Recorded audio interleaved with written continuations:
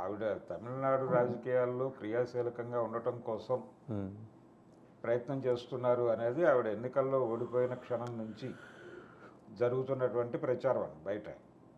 అయితే ఫైనల్గా ఆవిడ నెమ్మదిగా గొంతు విప్పి మాట్లాడటం మొదలుపెట్టారు ఇక్కడ. ఏది వైసీపీ తరఫునే, వైసీపీలో ఉన్నారు ఆవిడ. నిన్న కాక మొన్న వరద పరిస్థితుల మీద కూడా ఆవిడ తనదైన పద్ధతిలో చంద్రబాబు ప్రభుత్వం మీద భారీ ఎత్తున పాత పద్ధతిలోనే దాడి చేశారు. కాకపోతే కొంచెం ఇంటెన్సిటీ తగ్గింది.